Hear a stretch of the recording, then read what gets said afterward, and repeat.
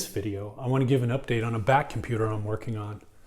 This Bat computer is heavily influenced by the Lego Batman movie Bat computer. Computer, how do I put the Joker in the Phantom Zone? Quickest route, no freeways. Computer, do you hear me? In that movie, Batman has this massive computer shaped like a huge bat. When I initially looked at creating this Bat computer, I thought I would recreate screen by screen every single piece that I saw in the movie. But the more I got into it, the more I realized what would really be cool is if the screens actually looked like screens, meaning they move. Computer screens don't just sit there showing you static information. Well, they kind of do, I guess. But they move a little bit. They're not like the movies where code just scrolls up the screen while you're hacking the computer, but they do move, windows show, pictures change. If you're watching surveillance video, something would happen. There's really some epic moments or epic things that could be in these screens that Batman could be watching. For example, it's pretty iconic imagery, Batman sitting and watching Gotham, waiting for Commissioner Gordon to flip the bat signal. What a perfect thing to put on a computer screen. The other screen I came up with is Batman plotting to kill his worst enemy, Superman. I'm a big fan of Batman v Superman. And I'm super stoked that it sounds like the Snyder Cut is finally going to come out. Let me know if you're a fan as well.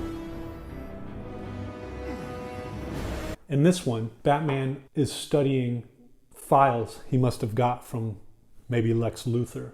In the corner, we see some kind of kryptonite weapon, a little map down below indicating the location of the kryptonite weapon. And then in the lower right corner, we see a bar graph telling Batman some kind of profile on Superman's strengths or weaknesses or something. In order to animate this Superman screen, it was pretty simple. I used a worm gear that slows way down the turning, and Superman basically just stands on that turning gear. For the Gotham City one, I originally started with a lever system where it would lift up and down the bat signal. I think this would have looked okay, but I really got obsessed with making the bat signal stick in the sky. When you turn on a bat signal, it projects on the sky and it stays there. It doesn't move around.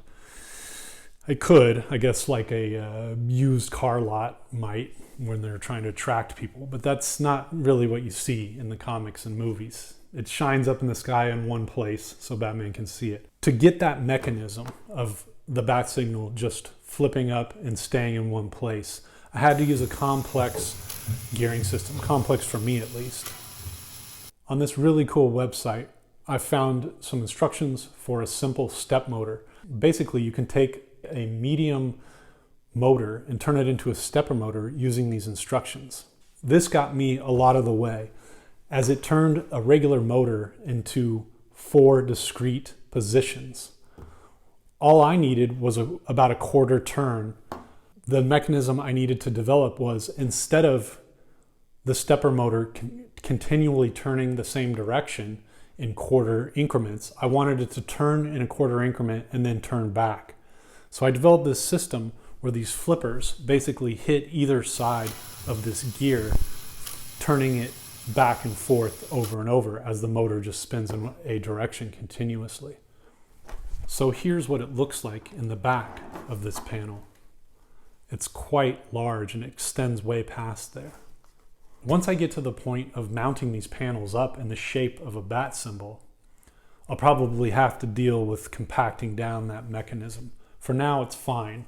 It's intended to be viewed from the front, and from the front you can't see this crazy mechanism. This is a shot taken in complete darkness. As you can see, Batman's bored with Superman at the moment and is focusing on Gotham City. So anyways, I came up with this design, and these are 2 of the first panels I've developed. This is about as far as I've gotten. I'm probably only a quarter of the way through this project.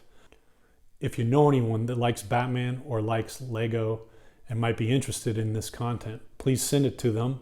Give me a thumbs up, a comment, and don't forget to subscribe. Anyway, plug over.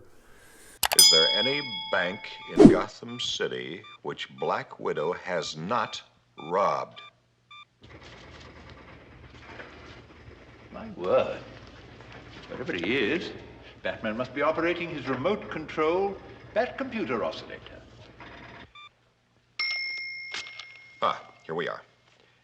The just opened Heritage First National Bank.